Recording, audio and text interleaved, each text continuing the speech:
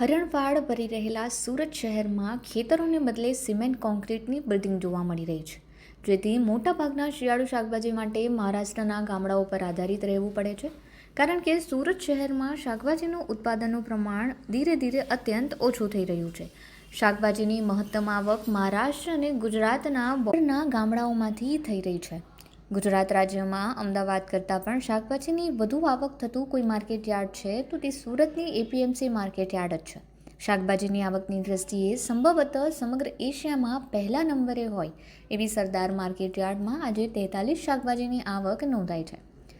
આજે માર્કેટ યાર્ડમાં બટાકા, ટામેટાં, કાંદા, કોબીજ અને વટાણા જેવા શાકભાજીની આવક વધુ થઈ હતી. શિયાળો જામતા આ સમયે શિયાળુ શાકભાજીની આવકમાં ધીરે ધીરે વધારો જોવા મળી રહ્યો છે, જેથી ભાવ પણ અંકુશમાં છે અને સારી ક્વોલિટીના શાકભાજી લોકોને ખાવા મળી રહ્યા છે. જો કે સૂકા લસણના ભાવમાં થયેલો વધારો હજી પણ અકબંધ છે. આ માર્કેટ યાર્ડમાં આજે સૌથી વધારે આવક બટાકાની 81 ટ્રક થઈ હતી, જેનો પ્રતિ 20 કિલોએ મહત્તમ ભાવ ₹540 જ્યારે ન્યૂનતમ ભાવ ₹220 રહ્યો હતો. યાર્ડમાં બીજા નંબરે ટામેટાની આવક વધુ થઈ હતી. 42 ટ્રક એટલે કે 425 ટનની આવકમાં પ્રતિ 20 કિલોએ મહત્તમ ભાવ ₹340 અને ન્યૂનતમ ભાવ ₹180 રહ્યો હતો. ઉલ્લેખનીય છે કે ગત અઠવાડિયાની સરખામણીએ ખેડૂતોને આ અઠવાડિયે ટામેટાના ભાવ ઓછા મળ્યા છે. યાર્ડમાં ત્રીજા નંબરે કાંદાની આવક વધુ થઈ હતી. 34 ટ્રક એટલે કે 345 ટનની આવકમાં પ્રતિ 20 કિલોએ મહત્તમ ભાવ ₹580 અને ન્યૂનતમ ભાવ ₹200 રહ્યો હતો. ગત અઠવાડિયાની સરખામણીએ ખેડૂતોને આ અઠવાડિયે કાંદાના ભાવ પણ ઓછા મળ્યા છે. યાર્ડમાં આજે ચોથા નંબરે કોબીજની આવક વધુ થઈ હતી. 192 ટનની આવકમાં પ્રતિ 20 કિલોએ મહત્તમ ભાવ ₹180 જ્યારે ન્યૂનતમ ભાવ ₹100 રહ્યો હતો. યાર્ડમાં આજે પાંચમા નંબરે વટાણાની આવક વધુ થઈ હતી. 160 ટનની આવકમાં પ્રતિ 20 કિલોએ મહત્તમ ભાવ ₹800 જ્યારે ન્યૂનતમ ભાવ ₹600 રહ્યો હતો.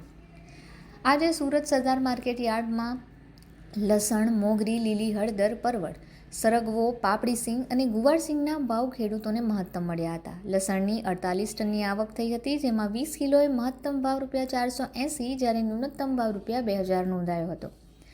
યાર્ડમાં આજે મોગરીના ભાવ પણ વધુ જોવા મળ્યા હતા. 4 ટનની આવક સામે પ્રતિ 20 કિલોએ મહત્તમ ભાવ ₹3000 જ્યારે ન્યૂનતમ ભાવ ₹1600 રહ્યો હતો. સાથે જ લીલી હળદરની 24 ટનની આવક સામે પ્રતિ 20 કિલોએ મહત્તમ ભાવ ₹2300 જ્યારે ન્યૂનતમ ભાવ ₹800 રહ્યો હતો. પાપડીની 26 ટનની આવકની સામે મહત્તમ ભાવ ₹2000 જ્યારે ન્યૂનતમ ભાવ ₹800 રહ્યો હતો. એ જ રીતે ગુવાર સિંગની 24 ટનની આવક સામે પ્રતિ 20 કિલોએ મહત્તમ ભાવ ₹2000 જ્યારે ન્યૂનતમ ભાવ ₹1000 રહ્યો હતો. પરવળની 18 ટનની આવક સામે મહત્તમ ભાવ ₹1800 અને ન્યૂનતમ ભાવ ₹800 જ્યારે સરગવાની 14 ટનની આવકની સામે 20 કિલોએ મહત્તમ ભાવ ₹1600 અને ન્યૂનતમ ભાવ ₹800 રહ્યો હતો.